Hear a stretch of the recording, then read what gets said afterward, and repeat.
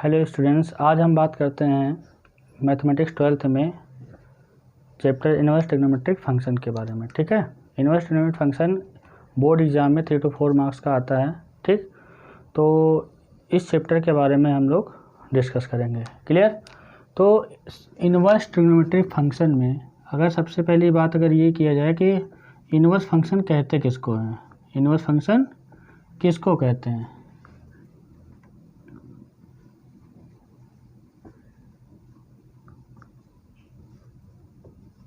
Inverse trigonometric function.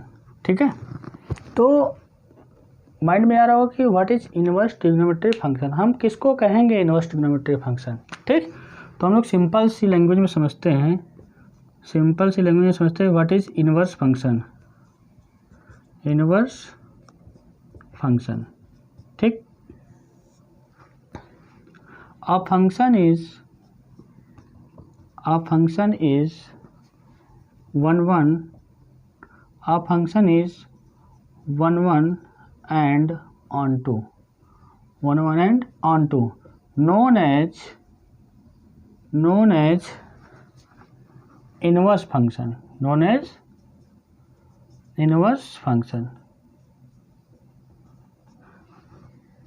ऐसा function जो 1 1 and onto की कंडीशन को फॉलो करेगा, 1 1 एंड onto की कंडीशन को फॉलो करेगा, हम उसको क्या कहेंगे, inverse function.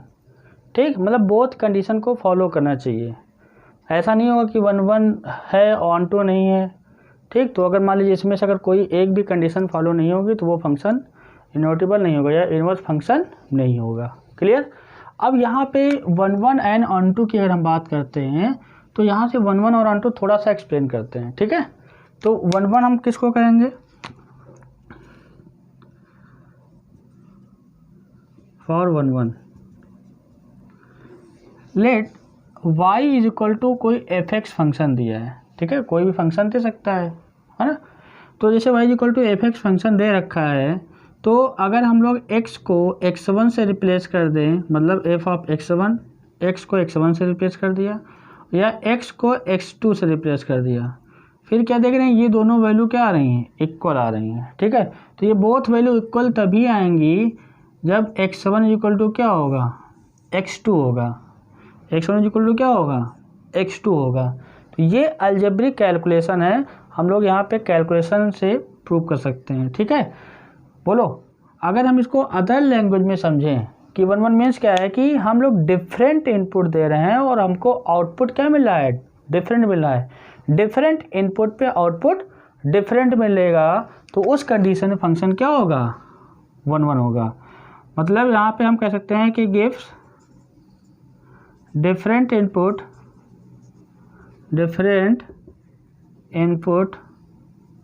we obtain different output।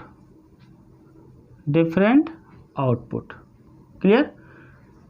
हम यहाँ पे डिफरेंट वैल्यू इनपुट देंगे और हमको जो आउटपुट मिलेगा वो डिफरेंट मिलेगा, तो उस कंडीशन में कहेंगे क्या है, दिस फंक्शन इज 1 1। क्लियर? तो ये 1 1 की कंडीशन को फॉलो करेगा। अच्छा, आपको ये पता, ये नोटेशन पता होगा, जैसे f such that a to b लिखा रहता है, इसका मतलब क्या है, ए जो ए टू बी है तो ए के एलिमेंट को क्या बोलते हैं, डोमेन ऑफ द एलिमेंट, और बेटा बी के एलिमेंट को क्या बोलते हैं, को डोमेन ऑफ द एलिमेंट। ठीक, अब डोमेन ऑफ द एलिमेंट ये क्या है, को डोमेन ऑफ द एलिमेंट है। तो जो सेट ए के एलिमेंट डोमेन है, तो डोमेन की अगर डिफिनीशन की बात करें तो क्या बस कर सकते हैं सिंपल लैंग्वेज में, सेट ऑफ इनपुट। हम जो देखो x की वैल्यू जो इनपुट देते हैं, जो हम x की वैल्यू पुटअप करते हैं, वो सब क्या है, डोमेन। और जब पुटअप करने पे जो y की वैल्यू आती है करस्पॉन्डिंग, वो क्या है, रेंज। ठीक, बोलो, तो यहाँ से जो सेट ऑफ इनपुट है, जो x की वैल्यू पुटअप करते हैं वो डोमेन है, और जो उसके करस्पॉन्डिंग आउटपुट मिलता है वो क्या है, रेंज है। क्लियर है? अच्छा, तो ये 1 1 की कंडीशन में ये बातें हमको ध्यान में रखना पड़ेगा। ठीक है, अच्छा, दूसरी बात क्या है, onto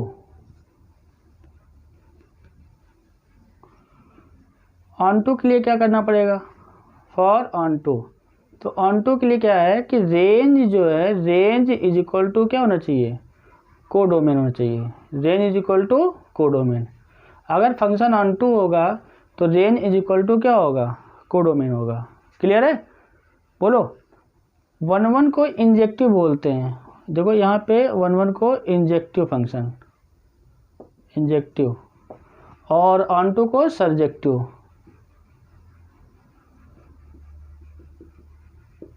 ठीक है, टेक्निकल नाम है, इसमें कोई परेशान होने की जरूरत नहीं है। 1 मीन्स इंजेक्टिव और ऑन टू मीन्स सर्जेक्टिव। और जो बोथ कंडीशन को फॉलो करेगा वो क्या होगा, बाइजेक्टिव, मतलब जो फंक्शन इन्वर्टिबल होगा, जो फंक्शन इन्वर्स होगा उसको हम लोग क्या कहते हैं, this function is bijective. Clear. तो यहाँ पे हमने थोड़ा सा इसको इन्वर्स के बारे में बताया डिफिनीशन के थ्रू, और यहाँ पे वर्ड आया 1 एंड ऑन टू, तो इसको मैंने एक्सप्लेन किया। ठीक है, कि 1 फंक्शन क्या है और ऑन टू क्या है। तो जो बोथ कंडीशन को फॉलो करेगा वो फंक्शन क्या होगा, इन्वर्स फंक्शन होगा। ठीक है, क्लियर। इसको लिख लीजिएगा।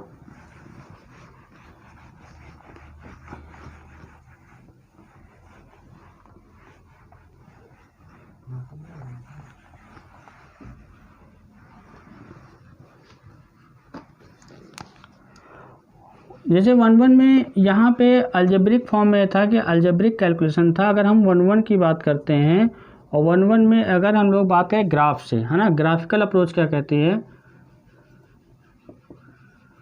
ग्राफ देख के तुरंत बता पाएंगे। ठीक है, तो जैसे 1 कोई भी ग्राफ दे रखा है और ग्राफ को मैंने देखा और देखने के बाद तुरंत बता दिया कि अच्छा ये फंक्शन तो 1 है। कैसे, a line draw parallel to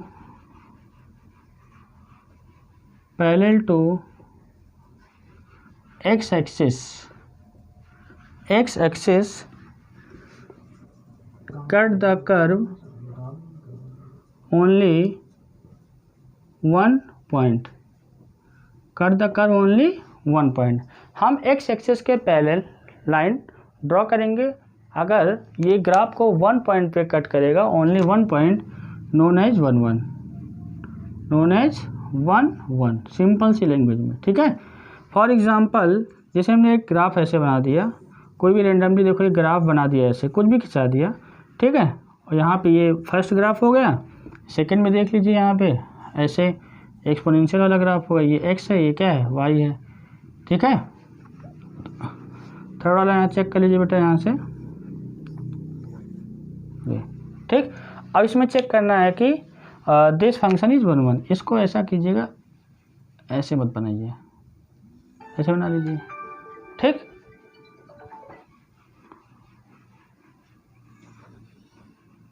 clear. तो अब यहाँ पे क्या है, जैसे इस वाले ग्राफ को अगर हम देख के बात करें कि ये 1 की कंडीशन को फॉलो कर रहा है या नहीं कर रहा है। ठीक है, तो ये 1 की कंडीशन को अगर फॉलो करेगा तो क्या होगा, अगर हमने लाइन एक्स एक्सिस के पैरेलल ड्रॉ किया, और जब पैरेलल ड्रा किया तो क्या हो रहा है कि ये ग्राफ को 1 2 3 पॉइंट पे कट कर रहा है। तो 1 पॉइंट पे कट करना चाहिए, तो ये क्या हो जाएगा, नॉट 1 होगा, नॉट 1 होगा। ठीक है, अब जैसे यहाँ पे अगर हम इस ग्राफ की बात करें तो इस ग्राफ में क्या है, अगर हम पहले लाइन ड्रॉ कर रहे हैं तो ओनली ये 1 पॉइंट पे कट कर रहा है, तो दिस फंक्शन इज 1 हो जाएगा। अच्छा, यहाँ पे अगर हम बात करते हैं बेटा, तो ये एक्स एक्सिस है, ये वाई एक्सिस है। क्लियर।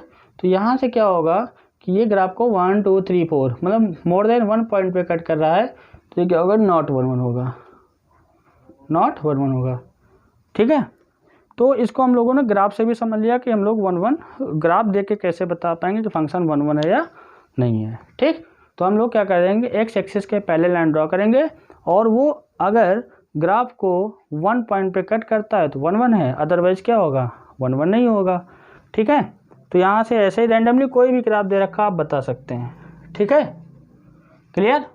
तो उम्मीद करते हैं कि 1 क्लियर हो गया होगा। और ऑन टू में भी हमने आपको बताया range is equal to codomain. ठीक, तो रेंज तो आपको समझ में आ रहा होगा कि रेंज किस पे डिपेंड करता है, डोमेन पे, क्योंकि डोमेन इनपुट देते हैं तभी तो हमको रेंज मिलता है। ठीक है, तो ये हमने सिंपल सा इनवर्स फंक्शन क्या उसके डिफिनीशन से हमने आपको समझाने की कोशिश किया। ठीक है, तो ऐसे ही 1 ऑन टू चेक करते हैं।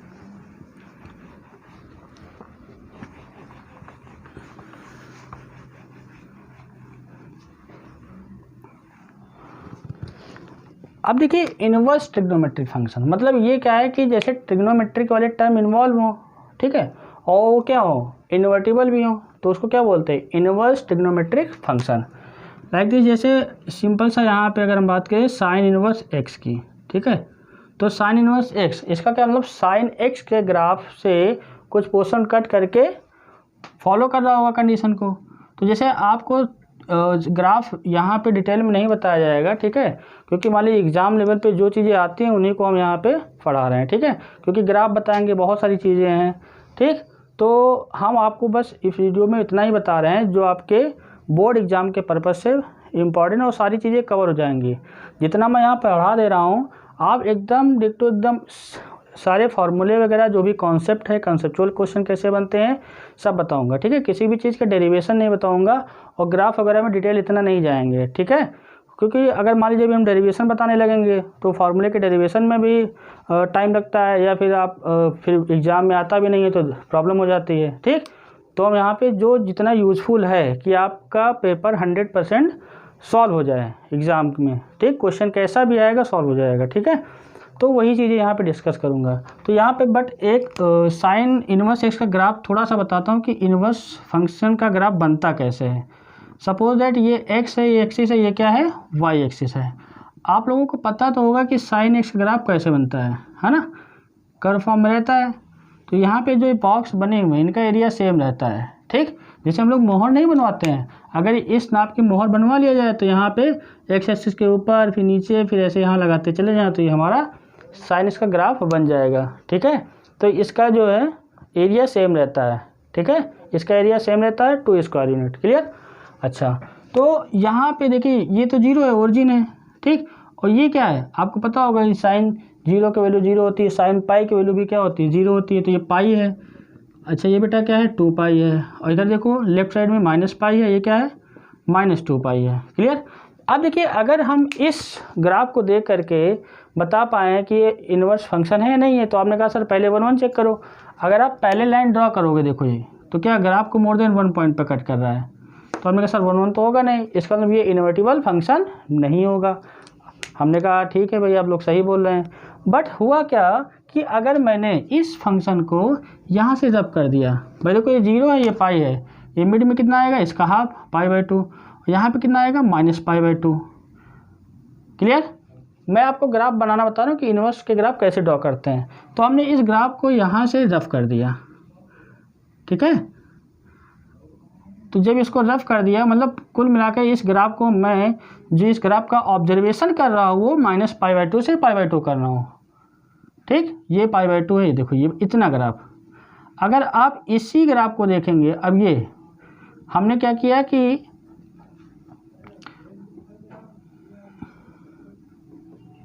ठीक है, अब देखो -पाई/2 से पाई/2 हमने इंटरवल ले लिया। अब इसी ग्राफ को मैंने कट कर दिया, मतलब इसका डोमेन R था, किसका, साइन एक्स का, इसका साइन एक्स का डोमेन R था, लेकिन हमने इस -पाई/2 से पाई/2 लिया। अब इस इंटरवल में अगर आप पहले ड्रॉ करते हो तो ये क्या होगा, ये 1 1 की कंडीशन को फॉलो करेगा, ठीक, और range is equal to codomain भी होगा, ठीक है।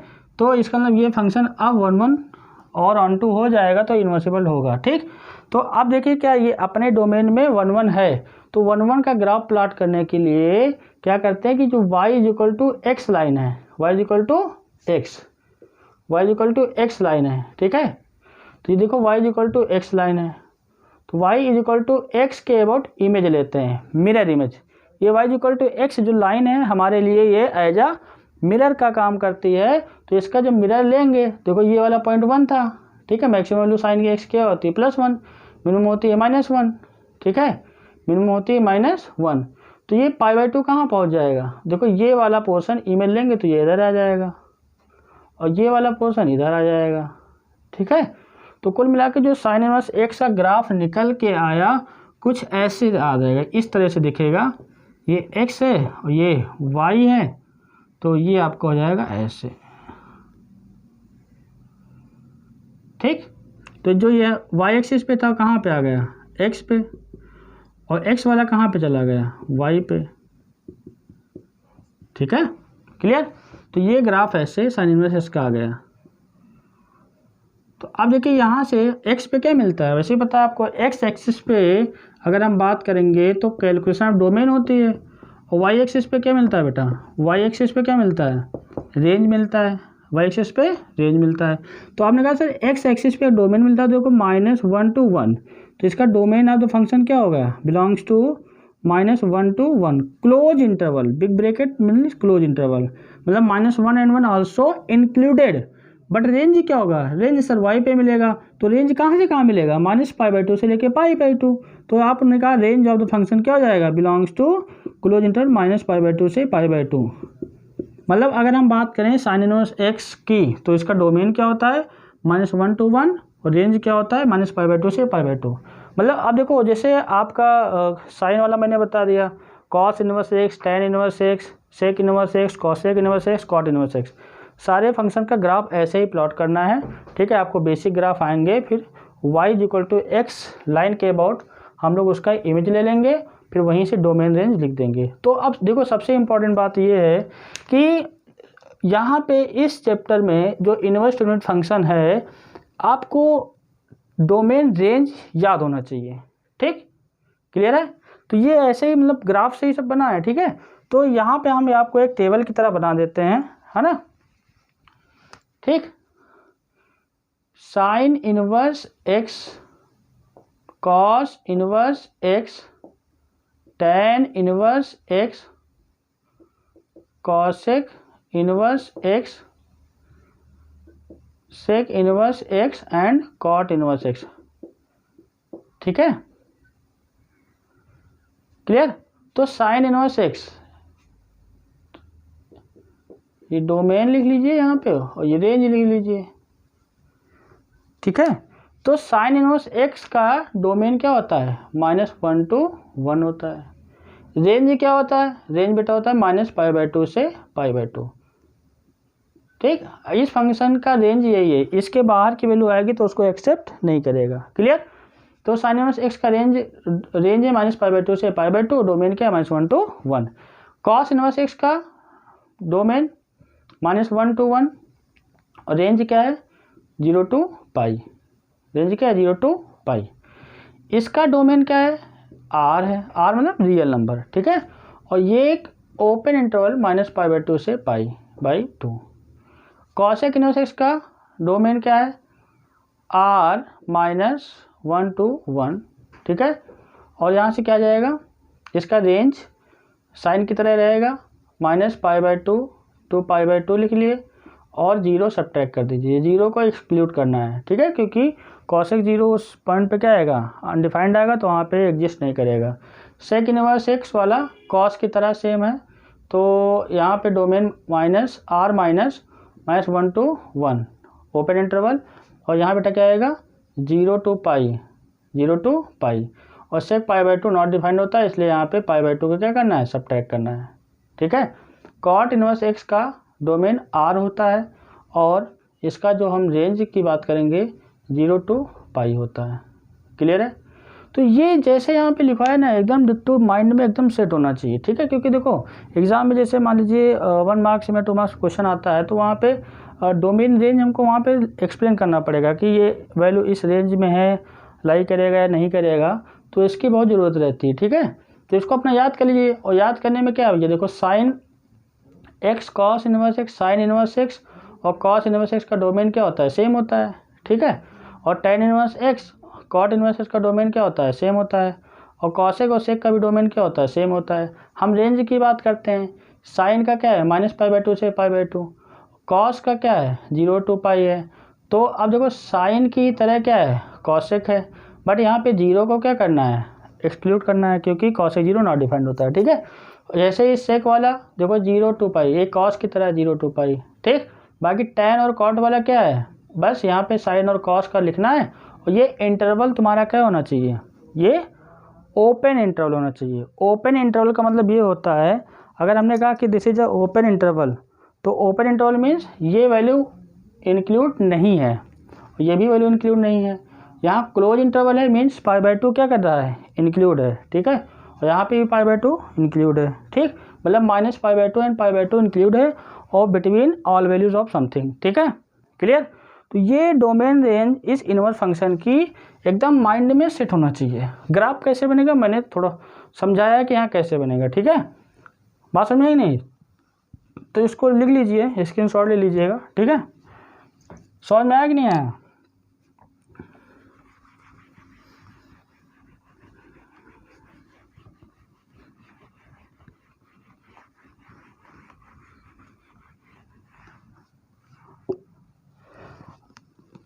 अब देखिए यहाँ पे ये सारी चीज़ें हो गई, ठीक है, इसका डोमेन मैंने बता दिया। अब प्रॉब्लम क्या है कि जैसे इसमें जो भी फॉर्मूलेज वगैरह यूज़ होंगे उसका मैं डेरिवेशन नहीं बता रहा हूँ, मैं फिर बता रहा हूँ कि डेरिवेशन एग्ज़ाम में आता नहीं हो, अगर बताऊँगा तो टाइम ज़्यादा लगेगा, ठीक। प्रॉपर्टी ऑफ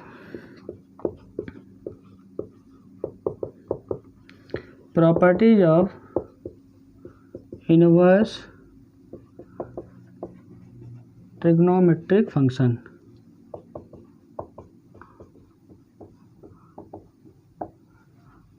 प्रॉपर्टी के लिए फार्मूला के लीजिए, बात वही है, ठीक है। तो इसमें कौन कौन से फार्मूले एप्लीकेबल हैं, ठीक। तो जितनी चीज़ें आपके लिए ज़रूरत हैं वो मैं यहाँ पे बता दे रहा हूँ, बाकी हम ट्रायंगल मेथड से कन्वर्जन बता देंगे, ठीक है।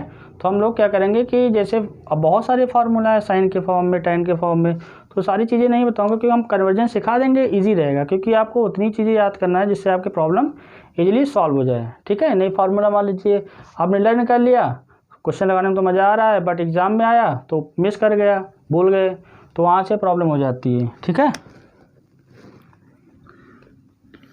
ऐसे नंबरिंग डाल के ले लीजिए, ठीक है।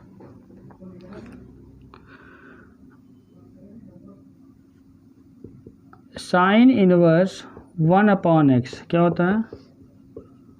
Cosec inverse x। Cos inverse 1/x क्या होता है? Sec inverse x। tan inverse 1/x is equal to cot inverse x, ठीक है। देखो यहाँ पे ये जो वैल्यू है ये x और ये मतलब इनपुट, मतलब ये अपने डोमेन में एग्जिस्ट करेगा, और इनवर्स फंक्शन अपने आप में एक बहुत बड़ा लेंथी चैप्टर है अगर IIT JEE की बात करेंगे तब, ठीक है। बाकी बोर्ड लेवल पे यहाँ पे डोमेन और रेंज हम इसका मेंशन नहीं कर रहे हैं, क्योंकि एग्ज़ाम में जो क्वेश्चन सेट होता है आपको लगता नहीं, आप फार्मूला याद लगा दिया और क्वेश्चन सही से आ जाता है, क्योंकि कंपटीशन लेवल में क्या है, अगर यहाँ पे x की वैल्यू में वेरिएशन होगा तो यही फार्मूला अलग डिफरेंट टाइप का हो जाएगा, ठीक है। उसमें भी एक मतलब एक ही फार्मूले में 3 कंडीशन बन जाते हैं, ठीक। तो यहाँ पे ये सारी चीज़ें मैं बता नहीं रहा हूँ, ठीक।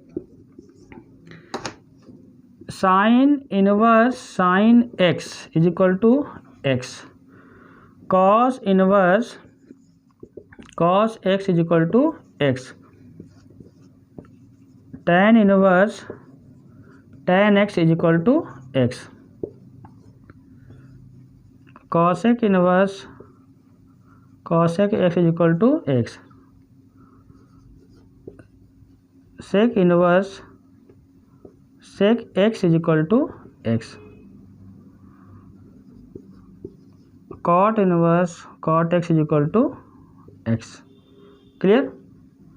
अब देखो ये चीज़ समझो, जैसे मान लीजिए यहाँ पे साइन x है, तो ये x इनपुट करना है, यहाँ ये इनपुट दे सकते हैं, मतलब साइन इनवर्स के बाद ये x लिखा है, तो आपको ये तो पता है कि सर साइन इनवर्स x में जो x इनपुट दे सकते हैं -1 to 1 दे सकते हैं, और मिलेगा आपको क्या भाई, आप x इनपुट मतलब इसके प्लेस पे -1 to 1 he value put up कर सकते हैं, ठीक है। और जो आउटपुट मिलेगा यहाँ पे, आउटपुट क्या मिलेगा, वो -π/2 से π/2 मिलेगा, ठीक है। तो मतलब ये साइन इनवर्स साइन x तभी होगा तो जो ये वैल्यू है ये -π/2 से π/2 में लाई करना चाहिए, ठीक है, या इंक्लूडेड हो। क्लियर? तो ये चीज़ें क्या है भाई, ये value x sign inverse sine x तभी आएगा x के इक्वल जब इस इंटरवल में हो, या कॉस इनवर्स कॉस x तभी आएगा x जब 0 to π में हो, क्योंकि हमको पता है कॉस इनवर्स x का रेंज क्या होता है, 0 से π होता है, ठीक। तो जो मैंने अभी आपको टेबल बना के बताया है उसको अच्छे से याद कर लीजिएगा, ठीक है, क्योंकि एग्ज़ाम में आपको पता है भाई 1 मार्क्स क्वेश्चन आएंगे, 2 मार्क्स तो रीजन लिखोगे, नहीं तो एग्जामिनर पे डिपेंड करता है, नंबर कट भी कर सकता है ना, क्योंकि जैसे मार्किंग स्कीम होती है उसके हिसाब से होता है, अगर सब लिख दोगे तो नंबर कहीं कटेगा नहीं, ठीक है। क्लियर है कि नहीं क्लियर है? तो ये x तभी होगा जब इस रेंज में होगा, इस दायरे में होगा। अगर इससे बाहर वैल्यू होगी तो ये x नहीं होगा, फिर इसको हमको सिंप्लीफाई करना पड़ेगा, मतलब इस वैल्यू को इस रेंज में लाएंगे। अभी जब क्वेश्चन कराएंगे, ठीक है, तो उसमें बताया जाएगा। क्लियर? ठीक, तो ये हो गया। अच्छा, sine inverse minus x is equal to minus sine inverse x,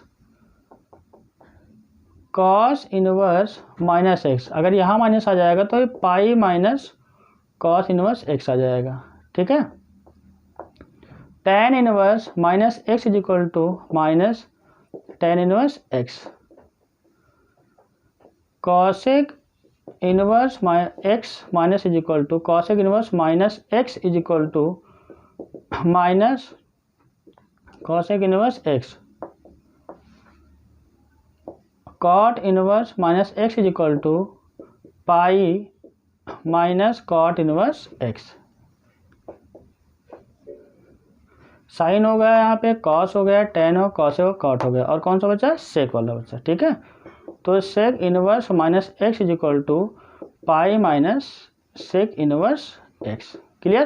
तो देखो यहाँ पे पाई माइनस इसमें आया, इसमें आया, और कॉस में। कॉस और सेक और कॉट में माइनस साइन रिड्यूस होकर के क्या आएगा? पाई माइनस समथिंग आएगा। ठीक है, और बाकी साइन की बात करेंगे, कॉसेक की बात करेंगे, टेन की बात करेंगे, तो इसमें माइनस साइन बाहर आ जाएगा। ठीक, क्लियर है? tan inverse x plus tan inverse y is equal to क्या होता है? tan inverse x plus y upon 1 minus X Y. ठीक है, tan inverse x minus tan inverse y is equal to tan inverse x minus y upon 1 plus X Y. Clear?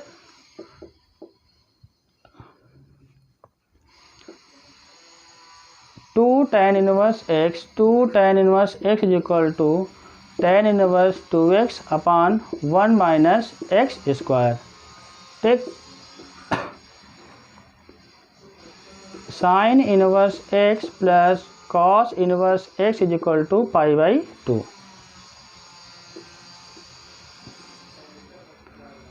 tan inverse x plus cot inverse x is equal to pi by 2। ठीक है, last लिख लीजिएगी, sec inverse x plus cosec inverse x is equal to pi by 2। ठीक, तो ये सारी चीज़ें एकदम क्लियर होनी चाहिए। और बहुत सारी चीज़ें हैं, फार्मूले वगैरह बहुत बुक में दे रखा है, बट मैं ट्रायंगल मेथड से कन्वर्ट करके बता दूंगा। तो इतना सफिशियंट है ये इस चैप्टर में। जैसे मान लीजिए आपको ये कॉन्सेप्ट पूरा क्लियर होना चाहिए और ये फार्मूले एकदम माइंड में सेट होने चाहिए। ठीक है, इसमें ज़्यादा अकल लगाने की ज़रूरत नहीं है कि यहाँ पे कैसे क्या आया। ठीक, एकदम ऐसे डिक्टो एकदम याद कर लीजिए। ठीक, फिर जब प्रॉब्लम आएगी, जब प्रॉब्लम पे वर्क होगा, है ना, नेक्स्ट लेक्चर में, ठीक है, तो ये सारी चीज़ें ये लगेंगी, फिर उसी का हम लोग यूज़ करके बताएंगे। ठीक है, जो हमने शुरुआत में थोड़ा सा ग्राफ बताया या उसका डोमेन रेंज बताया, तो याद होना चाहिए। ठीक, क्लियर है? इसको लिख लीजिएगा और याद कर लीजिएगा अच्छे से। बात समझ में कि नहीं?